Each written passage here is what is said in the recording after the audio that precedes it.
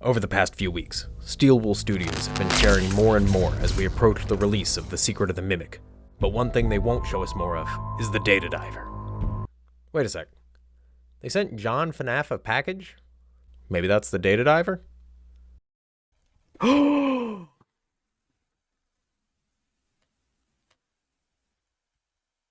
It's not a data diver.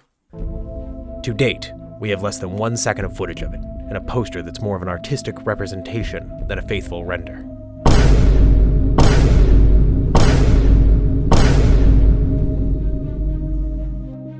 Could someone use such little information to make a data diver of their own? Well, my wife asked if I wanted to make one with her, and I always want to make things with her, so I guess we'll just have to find out. I started by modeling a rough version of the data diver using the poster for reference on proportions, but defaulting to the footage anytime there was an inconsistency in the design. For the back, which we have no images or illustrations of yet, we simply made it up. Scaling this to match my hand gave us the Data Diver Mark I. However, one thing we knew we wanted was a functional screen. We had a self-imposed deadline of before the game comes out, so we knew we didn't have enough time to design and program an electronic screen. Besides, we don't really know what this thing does yet. Either way, the mechanism I came up with to act as our screen required more depth than the Mark I had. We beefed it up and added the mechanism inside. I came up with this mechanism by watching the same 3-minute video on how pens retract on loop for 2 days. I'll link it in the description if you too want to stare at a pen until you can put it in a data diver. This mechanism, with a thin piece of acrylic in front of it, will act as our screen. If looking at the mechanism and the various small pieces has made you wonder, wouldn't it make more sense to use a resin printer? Buy me one. It took a few tries to get the design in order, but that just means we have more pieces for paint tests. My process for painting 3D prints is always evolving, but the first step is generally a combination of filler primer and sanding. Since we use an FDM printer, we need to take care of layer lines and the pattern from the bed. Even if you print it on the highest resolution possible on a glass build plate, there will still be signs that this part was 3D printed. Covering the part in a few layers of filler primer will give you a smooth surface upon which you can build whatever finish you'd like, assuming you sand it as well. I've used this technique to replicate everything from fossils to gemstones to injection molded plastic. After that, I tend to do a base coat in whatever color is closest to your end result. In this case, I painted everything black because I didn't think things through. If the piece is a solid color, you can treat the filler primer as your base coat and start painting the final color right there. I always recommend keeping any parts that won't be included in the final build, like failed prints or prototypes, for painting tests, as you saw before. It's nice to have pieces that you can try various ideas on before committing to the actual piece. In this case, we tried multiple different paints for the black and silver, but only one for the beige. Unfortunately, I wasn't really satisfied with any of it, but even if I was, the forecast was calling for several days of rain, and I can't spray paint in the rain. Another day passed, bringing us closer to the release of The Secret of the Mimic. We couldn't afford to wait. With an airbrush, we could paint inside.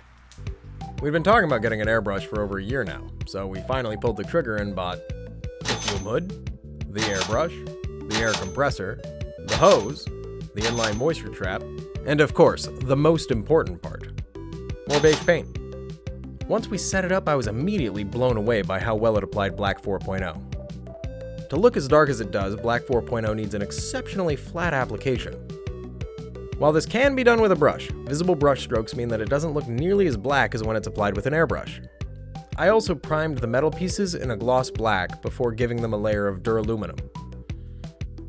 When most of the metal pieces were painted, tragedy struck. Suddenly the airbrush wasn't dispensing paint at all. Attempting to use it just caused bubbles to form in the cup.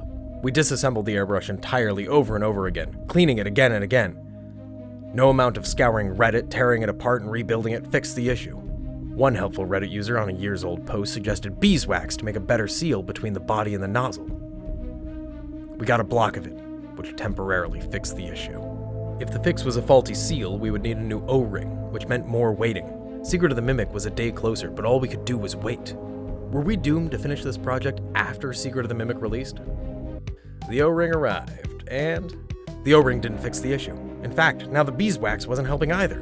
More online research meant more parts needed to be replaced. The culprit was likely the nozzle, but that wouldn't get here until the week of the release. We needed a new strategy, especially because as my wife was applying leather to the handle, we found that we needed more tolerance, so multiple pieces needed to be redesigned and reprinted. The weather had cleared up so we could go back to spray painting. With half of the metal printed in duraluminum and half gloss black, they'd all need to be redone.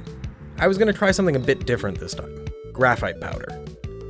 This is a common technique to get a dark metal look. I saw it first on Frankly Built's channel, but it's also been used elsewhere. You get a pretty vastly different effect depending upon what paint you use underneath the powder, so I set up a little test. I painted one of the failed prints, half black and half white. This way I can see how a different base coat looks. After that, I applied a few layers of clear coat. I've been letting it dry on this rock outside my apartment and where'd it go? New plan. This is my first successful 3D print. The G-code was preloaded on the SD card that came with my Ender 3 years ago. I've covered half of them in matte black paint, and the other half in matte white. On top of that, I've done multiple layers of gloss clear coat. One time I heard that using matte paint with a gloss clear coat is less prone to orange peel when compared to just using a gloss paint. And I've stuck with it ever since. Is this true? I have no idea. Let me know in the comments if you know what you're doing better than I do.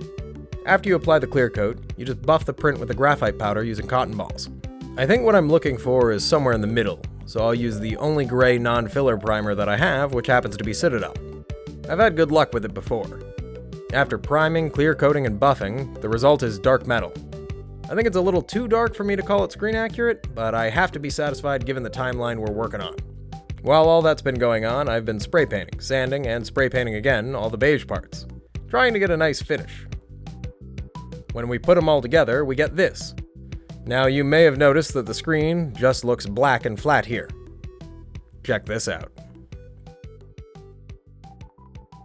Hi, I'm the wife.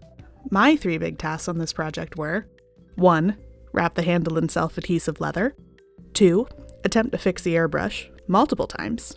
And 3. Make these little stickers.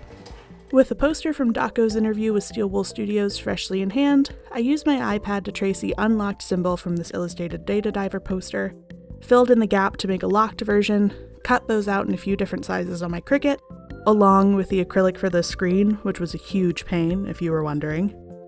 And once I was satisfied with my test pieces, applied them to the final version of the triangular prism my husband was discussing earlier.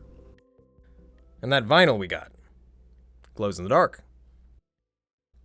At the time of posting, the game is set to release in under 24 hours, which means we'll finally get to learn some crucial information about the data diver, like what the back of it looks like, and what exactly it does. Maybe once we know these things, we'll revisit this project and make a more game-accurate version. Or we'll get ridiculously distracted trying to make a Cleanovac costume for our Roomba. Let us know what props you'd like to see next.